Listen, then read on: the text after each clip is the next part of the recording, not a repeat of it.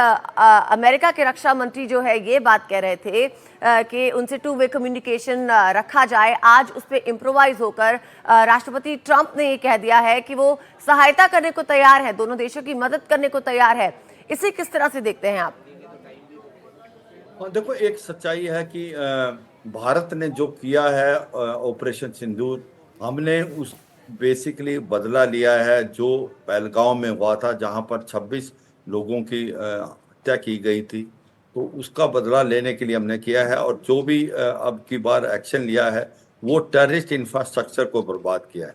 ये एक प्रकार से 9 लोकेशन हैं, जिसमें से 5 जो थी वो पीओके में थी और 4 जो थी वो पंजाब में थी। और ये जो हेडक्वार्टर हैं स्पेशली लश्कर तोबा जैसे मोहम्मद और हिजबुल मुजाहिदीन का, उसको भी कंप्लीटली डिस्ट्रॉय कर दिया है।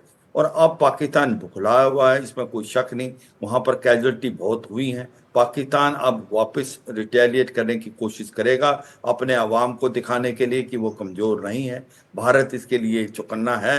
तो ये सच्चाई है। अमेरिका भी देख रहा है कि जिस प्रकार से 2 न्यूक्लियर स्टेट हैं, सिचुएशन इनकी ठीक नहीं है, जिस प्रकार से रिलेशनशिप जाते जा रहे हैं, तो इसको देखते हुए मुझे लगता है डोनाल्ड ट्रंप की ये स्टेटमेंट उस लाइन में रखनी चाहिए। मगर ये भारत ने बड़ा क्लियर कर दिया है कि भारत पाकिस्तान को अब छोड़ने वाला नहीं है। जब तक भारत पूरा जो टेररिज्म का इंफ्रास्ट्रक्चर पाकिस्तान से नहीं हटा दे। पहले भारत हरदम पीओके में ही फोकस करता था, अब भारत का दायरा पीओके नहीं, वो पंजाब भी पूरा पाकिस्तान है। अगर जहां पर भी पाकिस्तान अपनी इंफ्रास्ट्रक्चर या टेररिज्म की मशीनरी फैलाएगा, भारत वहां जाके हिट करेगा। भारत ने साफ सुथरे शब्दों में कह रहा है कि टेररिज्म अब हम नहीं एक्सेप्ट करेंगे, क्योंकि ये भारत के लिए जो पॉलिसी है पाकिस्तान की आर्मी की, bleed with India with 1000 cuts, उसको हम समाप्त करेंगे। जो पॉलिसी है पाकिस्तान की कि दैट हम इसको आतंकवादियों को एक स्ट्रेटेजिक एसेट की तरीके तौर पे जी यूज करेंगे, अश्विनी सर, हम उसको आपके भी पास हम लौटेंगे। बेहद अहम मुद्दा है डिस्कशन के लिए, आगे भी इस पर आपसे बातचीत जारी रखेंगे। लेकिन फिलहाल अपने दर्शकों को बता दें कि इस वक्त पाकिस्तान के लाहौर में सिलसिलेवार धमाकों की आवाज सुनाई दी है, जिसके विजुअल्स हम आपको इस बड़ी स्क्रीन पर दिखा रहे हैं। ये सर्कल्ड एरिया जो है, यहाँ पर आप धमाके के बाद उठता हुआ धुआं देख सकते हैं। बताया जा रहा है कि जो इलाका है ये एक एयरपोर्ट के पास का है, जहां पर ये धमाका हुआ है। और कई ऐसे धमाकों की आवाज जो है पाकिस्तान के लाहौर में सुनाई दी है।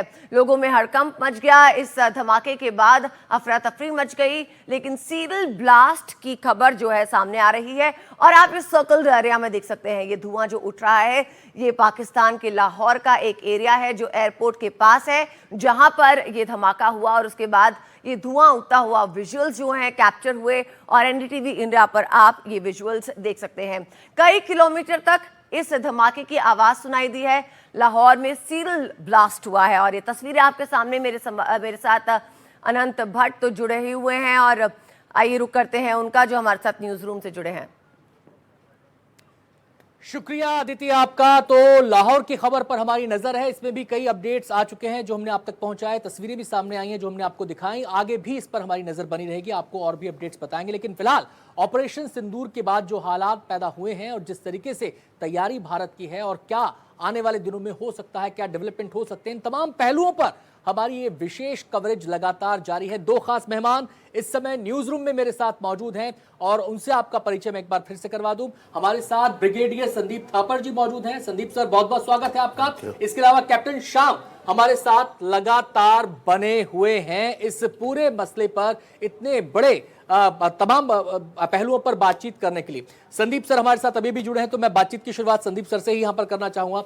संदीप सर, लगातार इस ऑपरेशन का असेसमेंट हो रहा है, इसको एनालाइज किया जा रहा है। हमें जो जानकारी मिल रही है सेना के सूत्रों के हवाले से, जो हमें पता चल रहा है वो ये कि पूरी तरह सटीक रहा ये ऑपरेशन, और जो लक्ष्य हासिल करना था वो इस ऑपरेशन के जरिए कंप्लीट किया गया।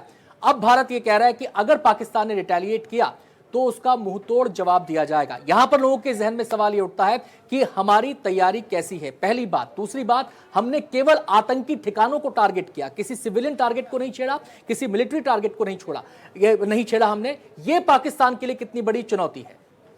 देखिए, इसमें 2 चीजें हैं जी। एक तो जो हमने पाकिस्तान के पंजाब में टारगेट किया है, ये उसके दिल के ऊपर हमने चोट की है। इससे दो सिग्नल हैं। दो सिग्नल ये हैं कि आप कहीं पे भी छुपे रहिए, कहीं पे छुपा के रखिए टेररिस्ट एलिमेंट्स को, हम उनके ढूंढ लेंगे और उन्हें नस्त नाबूद करेंगे, उनको नुकसान पहुंचाएंगे। दूसरा ये मैसेज हमने पाकिस्तान को दिया है कि हम आपके आईबी के क्रॉस पंजाब में जनरली हम लड़ते हैं तो कश्मीर में लड़ाई होती है क्योंकि कंटेंशियस है एरिया। हमने पंजाब में हिट किया है, हमें मालूम है आपको दर्द होगा, आप हिट बैक करोगे, लेकिन हम तैयार हैं, हमको आपकी चिंता नहीं है, आपकी फोर्सेस की काबिलियत हमको पता है, हम तैयार हैं। तो ये जो चीज़ है ये एज फार एज वो है। दूसरा आपने बोला पाकिस्तान के रिएक्शन, वो पहले जो जवाब में मैंने जो बताया कि हमने टेररिस्ट इंफ्रास्ट्रक्चर को हिट करके ज़्यादातर पीओके 2-3 पंजाब में हमने उनकी ऑप्शंस, आसिफ मुनीर की और पाकिस्तान की ऑप्शंस बहुत कर्टेल कर दी हैं, बहुत कम कर दी हैं, क्योंकि हमने कोई मिलिट्री टारगेट, कोई सिविलियन टारगेट नहीं हिट किया। अब वो किधर हिट करेंगे? अगर वो आईबी क्रॉस करते हैं, पंजाब, हरियाणा, राजस्थान में कहीं हिट करते हैं तो it's an act of war, तो वो कश्मीर में रिस्ट्रिक्टेड होंगे।